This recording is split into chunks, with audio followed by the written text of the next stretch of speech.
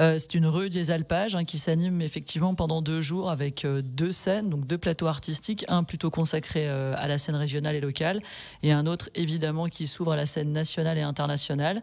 C'est 8 groupes par soir, c'est une jauge à 5500 personnes par soir et c'est vrai que c'est 2 jours très très convivial dédiés à la fête et c'est vrai qu'on est très content de reprendre après on va dire 2 années de Covid où on a été interrompu et interdit de faire du festival. Radio Mont-Blanc qui vous parle à vous bien sûr, tous nos auditeurs, auditrices et qui vous parle de chez vous avec de très très beaux festivals. On a fait une très belle opération bien sûr pour le festival Musilac, mais ça on peut le dire, c'est du gigantisme. Nous là on est vraiment dans un festival beaucoup plus intimiste ou en tout cas qui est en Vallée Verte et qui est très proche de ses spectateurs. On parle aujourd'hui donc du festival d'Aberpoch avec la directrice du festival, Ludivine Ducrot, qui nous accompagne pour cette dernière demi-heure. Bonjour Ludivine. Bonjour. Soyez la bienvenue avec nous donc pour parler du festival Rock & Poche qui revient donc après 2 ans d'annulation. Vous devez justement avoir les crocs aujourd'hui. Ah oui, on a les crocs, ouais. On a les crocs, on est très content de revenir après 3 ans d'interruption. On est très content de revoir qu'on va pouvoir reprendre et que la rue des Alpages va enfin pouvoir se réenflammer pendant 2 jours, ouais. Donc, petite présentation, peut-être certains habitent sur Mars, dans une grotte, dans une petite maison troglodyte, ne connaissent pas peut-être le festival Rock & Poche. Et le festival Rock & Poche, donc ça se déroule pendant 2 jours, les 29 et 30 juillet, donc à Aberpoch, tout en haut de la Vallée Verte. C'est une rue des Alpages qui s'anime effectivement pendant 2 jours avec 2 scènes, donc 2 plateaux artistiques, un plutôt consacré à la scène régionale et locale et un autre évidemment qui s'ouvre à la scène nationale et internationale. C'est 8 groupes par soir, c'est une jauge à 5500 personnes par soir et c'est vrai que c'est 2 jours très très convivial dédiés à la fête et c'est vrai qu'on est très content de reprendre après on va dire 2 années de Covid où on a été interrompu et interdit de faire du festival. Alors justement on fait quoi quand on est directrice de festival et qu'il n'y a pas de festival à préparer ? On réfléchit beaucoup à la suite. L'année dernière, on a fait par exemple une guinguette pendant 2 jours parce qu'on avait quand même vraiment les crocs, donc du coup on a continué à faire des choses quand même. Et puis on réfléchit à comment faire que ce festival se maintienne, puisse perdurer. Donc c'est vrai que ça a été beaucoup de cogite, beaucoup de réflexion, et puis surtout comment repartir parce que c'était aussi une difficulté parce que s'arrêter pendant 3 ans, c'est pas si simple. Mais du coup on est plutôt content parce que ça repart plutôt fort, et puis en plus on repart pour fêter les 30 ans. Donc ça, quelle motivation on avait tous, c'était énorme. Les 30 ans effectivement du festival Rock & Poche après 3 ans de non-événement si on peut le dire.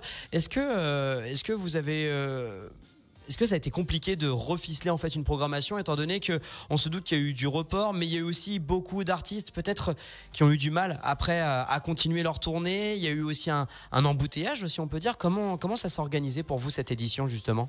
Alors il y a 2 choses distinctes chez nous. Il y a la scène régionale. Alors nous on avait fait le choix en 2020 quand on a annulé, on a dit à tous les groupes de la scène régionale qui étaient évidemment déjà programmés qu'on allait les reprogrammer en fait une fois qu'on pourrait refaire un festival. Sur l'avenir. Ouais, tout à fait, parce que pour nous c'est la scène émergente, c'est la scène qui est la plus en difficulté aujourd'hui. Il faut le savoir, c'est une scène qui a beaucoup de mal à reprendre des dates parce qu'il y a embouteillage. Justement, il y a énormément de propositions.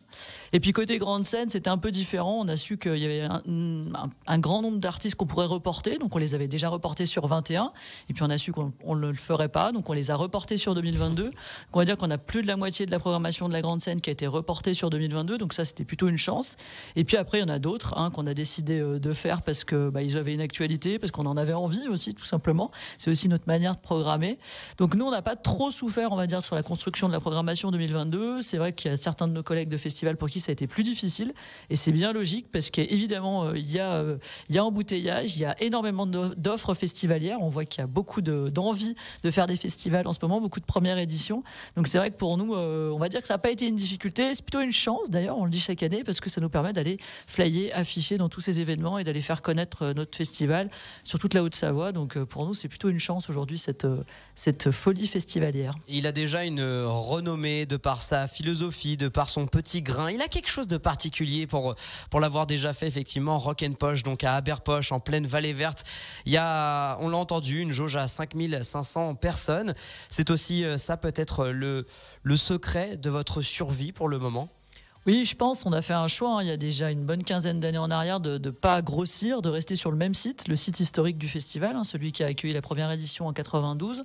C'était un choix pour nous important parce qu'on voulait rester à taille humaine et rester dans quelque chose qu'on savait faire. Et puis en capacité aussi d'accueillir les publics dans les meilleures conditions, parce qu'il faut aussi ne pas oublier ça, c'est que pour nous, la taille humaine, elle est là aussi là-dedans. Pouvoir accueillir les gens, les faire garer dans le village tranquillement, monter en navette, pouvoir manger et boire tranquillement pendant les 2 jours, c'est pas rien. Et puis pouvoir surtout apprécier ces groupes sur scène qui sont des groupes très très scéniques et qui donnent des shows assez merveilleux dans cette rue des Alpages chaque année. Ouais, on parle par exemple de Requetano.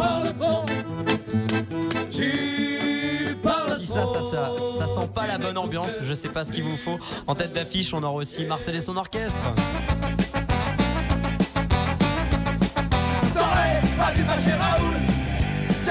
Et puis, vous vous rappelez peut-être aussi de Dubbing. On l'a entendu, donc une programmation qui est atypique. C'est vrai que c'est ça que l'on peut, je sais pas dire fustiger, mais c'est vrai que beaucoup de très très gros festivals en France ont souvent la même programmation avec les mêmes têtes d'affiche. Voilà peut-être aussi le pourquoi du comment. En ce moment, c'est compliqué. On rappelle que l'on avait Rémi Perrier qui avait tiré la sonnette d'alarme. Souvenez-vous, c'est le big boss du festival Musilac qui vient d'annoncer peut-être il n'y aura même pas d'édition 2023 car la jauge maximale était à 100 000 personnes. Ils devaient faire 100 000 pour être en tout cas dans leurs frais. Ils n'ont fait que 80 000. C'est aussi ça, votre secret à Berpoche, c'est que vous ne vous mettez pas la rate au courbouillon, vous ne vous mettez pas dans l'embarras justement en devant à tout prix vendre du billet pour vendre du billet. Nous, on essaye chaque année d'avoir un point de break. Ce qu'on appelle les points de break, c'est vraiment les limites sur lesquelles il faut qu'on arrive pour pouvoir financer notre événement, qui est à peu près à 85% au global sur les 2 jours, ce qui nous laisse un peu de marge et c'est important. Et puis surtout, nous, notre envie, c'est d'en refaire un l'année d'après. Donc c'est pour ça qu'on a toujours géré ça de manière très minutieuse, une gestion financière assez fine, effectivement, depuis plusieurs années, qui fait qu'on peut effectivement se dire aujourd'hui qu'on arrive à pérenniser cet événement-là, c'est pas rien. Et puis c'est surtout aussi, il faut toujours le rappeler, beaucoup d'implications bénévoles et de militantisme du coup qui font aussi que l'événement est encore là. C'est beaucoup de bénévoles, le Rock'n'Poche de tous les âges qui étaient encore ce samedi et je les salue sur le site du festival, à monter le site du festival et c'est beaucoup d'énergie et c'est grâce à ça aussi qu'on est encore là et c'est pas rien et c'est pour ça qu'il faut le souligner, c'est pour ça qu'on est 30 ans militants parce que on milite nous chaque jour pour que des événements comme ça puissent se poursuivre. Et on sait toute la difficulté en ce moment de recruter mais alors vraiment dans toutes les branches. On pense à la restauration, on pense au BTP, on pense à tout le monde. Mais alors on imagine comment ça doit être compliqué de recruter des bénévoles. C'est un travail de longue haleine et c'est surtout un entretien. Alors c'est un entretien pas vraiment, mais c'est vrai que c'est complexe de recruter. Alors nous on a quand même une chance au Rock'n'Poche, c'est qu'on a beaucoup de gens qui reviennent d'année en année, donc ça c'est génial. Vraiment il y a vraiment des gens qui sont c'est leur bar, c'est leur parking, donc ça c'est assez génial. Par contre chaque année il faut recruter. On a une grosse logique aussi où on travaille beaucoup avec la proximité, donc les amis, la famille, beaucoup de familles qui sont engagées au Rock'n'Poche, ça faut aussi le souligner. Donc chaque année c'est un travail. Puis là il y avait eu 2 ans d'interruption, donc c'est aussi difficile de retrouver du bénévolat, mais là on voit que c'est en train d'arriver. On a fait beaucoup de lobbying auprès de tous nos proches, de nos familles et puis aussi un peu plus largement et on voit que ça paye, donc on voit les bénévoles arriver, donc c'est assez chouette et c'est une vraie dynamique et c'est vrai que quand on les voit là, pendant les 2 jours de festival avec tous le même t-shirt, c'est vraiment une équipe et ça fait vraiment plaisir à voir. Les gens sont heureux d'être là en plus, le sourire, et je pense que c'est aussi ce que les festivaliers viennent chercher chez nous, cette convivialité, ce sourire, cet accueil, et pour nous c'est aussi une marque de fabrique. Ludivine Ducrot, la directrice du festival de Rock'n'Poche, est notre invitée jusqu'à 9h30. On revient juste après ça. On le disait donc, un festival à taille humaine, c'est ça qui vous permet aussi d'afficher quasiment comme à chaque fois complet au final. C'est vrai qu'on a cette chance, on a quand même beaucoup de festivaliers fidèles. Là cette année on a par exemple plus de 2500 abonnés 2 jours qui viennent sur les 2 jours du festival, donc c'est quasiment plus de la moitié de la jauge qui vient les 2 jours, donc ça c'est déjà assez chouette. Et effectivement ça fait quand même plusieurs années, une bonne dizaine d'années maintenant qu'on affiche au moins complet sur un des 2 soirs et parfois les 2 jours complets, et cette année s'annonce comme une très très bonne édition. Un très bon cru. Là, vous faites des jaloux, à mon avis, en annonçant que vous êtes quasi complet. On le disait aussi avec un tarif de place qui est extrêmement intéressant. On voit que tout ne cesse de grimper. Au niveau tarif, on est bien. C'est quoi? C'est 30 € la soirée, c'est ça? Alors la soirée en ce moment elle est à 31 €, effectivement, et l'abonnement de jour 54. Donc ça reste effectivement des prix relativement abordables sur toute la période. On a des tarifs qui augmentent au fur et à mesure des semaines. Mais effectivement, ça reste un prix très abordable. Il y a quand même 8 groupes par soir, donc c'est quand même pas rien. Une déambulation en plus sur les 2 jours. Donc honnêtement, je pense que c'est pas volé. Un festival donc associatif avec des produits du territoire sur les différents stands, ça c'est super. Et puis une petite nouveauté avec ce qu'on appelle le cashless, donc désolé pour ceux qui sont allergiques aux anglicismes, c'est-à-dire qu'on ne paye pas avec de la monnaie mais donc avec des veaux, le traditionnel veau du Rock 'n' Posh. Alors oui, le veau ne s'en va pas évidemment, on aura des cartes à veau cette année, donc qui seront des cartes de cashless, donc fini en fait les tickets. Donc je sais qu'il y a un certain nombre de nos festivalistes qui sont encore en PLS, mais je leur demande de s'en remettre. Effectivement, le ni repris ni échangé ne sera plus crié toute la soirée. Mais effectivement, le cashless, ça va être un changement important pour nous, mais qui était, on va dire, incontournable pour pouvoir coller aussi aux nouvelles pratiques festivalières. Et donc, cette carte à veau, effectivement, sera là sur les 2 jours et chacun, on sera possesseur et pourra aller sur les bars et les restos. C'est très, très simple de fonctionnement. Donc, je rassure tout le monde, ce sera bien plus simple que les tickets. Bon, Ludivine Ducrot, la directrice donc du festival Rock 'n' Posh, une nouvelle fois avec La Rue Quétano, avec Marcel et son orchestre, Dubbing, pour ne citer évidemment que les grandes têtes d'affiche, mais 8 groupes par soir. Vous avez un petit coup de cœur peut-être à nous livrer, même si c'est pas vous, je me doute, la directrice de programmation, mais vous avez quand même un droit de regard. Bah moi je fais quand même la prog quand même, mais non, mais moi j'ai un coup de cœur. Alors j'en ai plein, mais moi je suis très très fan de Throw in the Shine parce que je trouve que c'est un groupe génial et que je suis très contente qu'il clôture cette soirée du samedi. J'aime beaucoup aussi Skip the Use. Je suis très très fan de Matt Bastard, effectivement. et parce que c'est un personnage, pour l'avoir rencontré, déjà reçu, qui est juste génial. Il se prend pas du tout la tête. C'est quelqu'un qui vit sa musique à fond et c'est quelqu'un d'assez exceptionnel. Donc c'est très très très chouette. Mais honnêtement, tous les groupes sont géniaux. Vanupier, voilà, c'est un mec assez lunaire, mais qui est incroyable par sa posture. Et puis tous les autres, en fait. Et puis après, on a beaucoup de groupes aussi très riches sur la scène régionale, avec vraiment une scène émergente qui montre chaque année qu'elle est là et qu'elle va prendre le relais dans les prochaines années sur la scène française. Donc c'est assez chouette. Donc plein de coups de cœur, et c'est toujours dur pour la personne qui programme de donner son coup de cœur.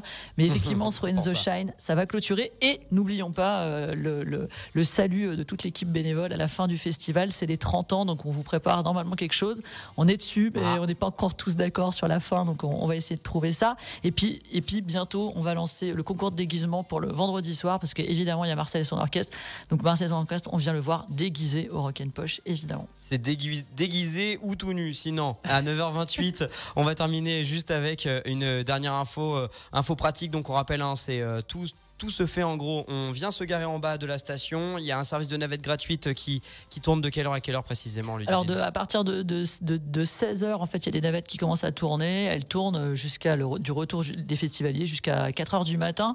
Donc elles tournent toute la soirée, ça permet vraiment d'avoir un flux régulier qui monte au festival, ça permet d'être tranquille, de poser sa voiture en bas, d'être sûr qu'elle est en sécurité et puis après de monter et de profiter du festival pendant les 2 jours. Il y aura pas mal aussi d'actions de prévention chez nous cette année, je le souligne parce que c'est important.